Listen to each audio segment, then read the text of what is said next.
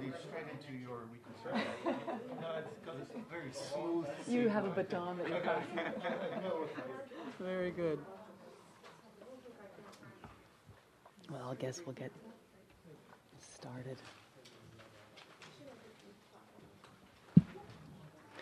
Good morning. David.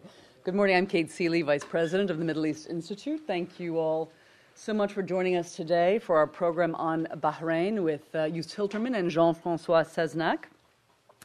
But before we get started, just a few housekeeping matters. MEI has launched a new website, which we're very proud of. It's extremely navigable. It has a very strong engine, and we'd like you to take a look at it. We've got a lot of interesting content and very good content on Bahrain. So go to our country section and check it out. We published over the summer a policy brief entitled Constitutional Monarchy Options in Bahrain and Morocco, written by Georgetown University professor Stephen Wan King, or check out our own MEI Scholars policy brief on U.S. policy options in the Middle East in the wake of the Arab Spring. And while you're there, please consider becoming a member of MEI. We do more than 50 of these events a year. We have two large conferences, our annual conference that focuses on the Middle East, and a Turkey conference that's happening in late June that will look at developments in Turkey. And these are all free and open to the public, and we can only do more of them with support from you all. I'm sounding like NPR right now. In any case, we're here to talk about Bahrain on the first-year anniversary of the anti-government protests. As we speak, protests are continuing. As the Financial Times wrote in a headline recently, a year on, Bahrain feels as divided as ever.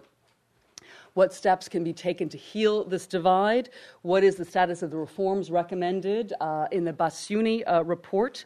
The report was produced by the head of the Bahrain Independent Commission inquiry, which was tasked last year with looking into abuses in Bahrain and putting forward policy recommendations. How serious is the government about reform, and what kind of challenges does the government itself face in implementing reforms that it may wish to? These are just a few of the topics our speakers will address today. And we're very fortunate to have with us two individuals who've spent a lot of time in Bahrain. They know the country intimately, and they bring to their analysis today a lot of very important field experience. Joost Hiltermann is the Deputy Program Director of the Middle East and North Africa for the International Crisis Group.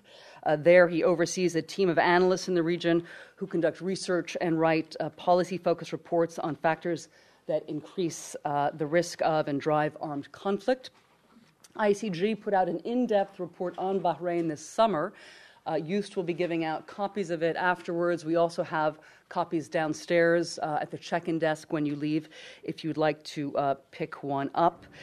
Prior to joining ICG, he was Executive Director of the Arms Division of Human Rights Watch and served as the Director of the Iraq Documents Project there. Jean-Francois Seznec is Visiting Associate Professor at Georgetown University Center for Contemporary Arab Studies. His research focuses on the Arab-Persian Gulf and the influence of political and social variables in the Gulf on financial and oil markets. He also has decades of experience working in international banking and finance and lived for quite a while in Bahrain and Saudi Arabia. Both men will be speaking about 15 to 18 minutes, and then we'll be taking questions. We're going to go to about 1:15 today. So now please join me in welcoming Joost Hiltermann.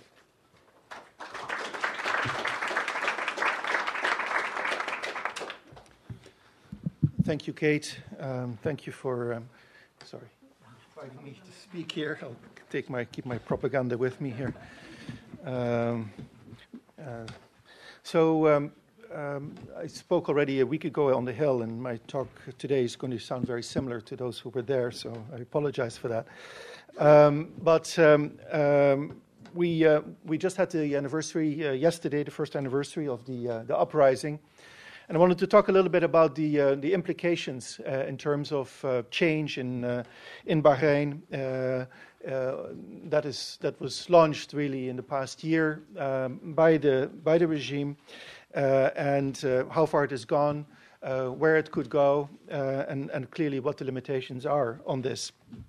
So the uprising was followed, as you know, by a crackdown, which triggered outrage around the world for the brutality used against peaceful demonstrators, and measures taken otherwise against political leaders and others.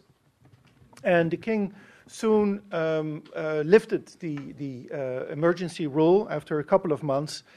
Some of the people who had been imprisoned were released, but a lot of other policies, for example, the wholesale dismissal of Shiite public sector employees and others, such measures were not reversed at the time.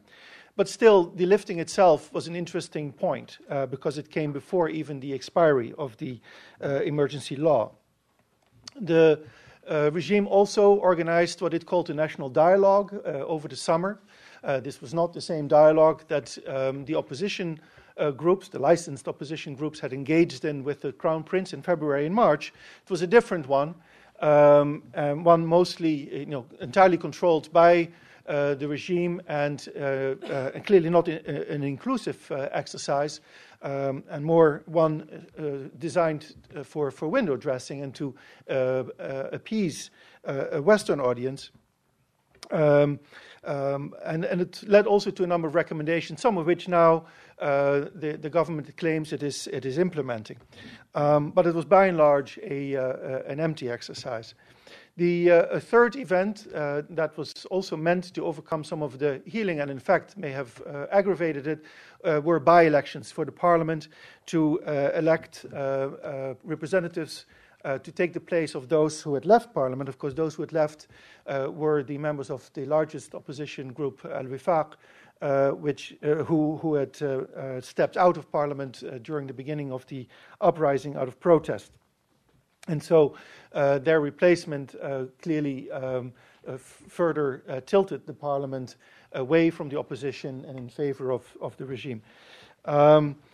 But the most interesting development in the last year was the invitation by King Hamad to Sherif Bassiouni, a noted human rights expert in this country of Egyptian origin, to conduct an investigation under Bahraini tutelage, government tutelage, but an independent one in terms of the composition of the team that was headed by Mr. Bassiouni himself. And the team, while containing a number of prominent human rights experts, was fully funded by the Bahraini government. There were a lot of rumors as this commission did its work. And Mr. Bassiouni made some unwise statements early on that raised the ire of the opposition in particular, and led them to believe that this was going to be a whitewash report.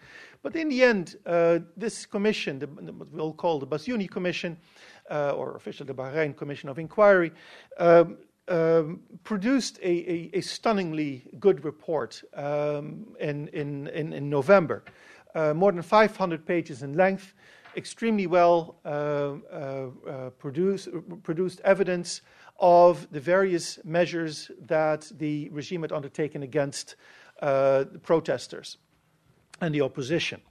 It documented in detail the use of excessive force against demonstrators and in prisons, leading to death of protesters, either in the streets or in detention. It documented in detail cases of torture in detention. It dedicated the chapter to freedom of expression, issue of the media.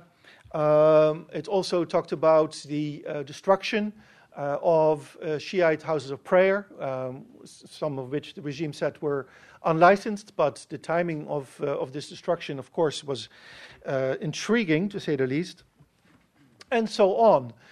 In great detail. The Commission did not go into the issue of political reform, but it did look into the allegation that Iran had been instigating these protests,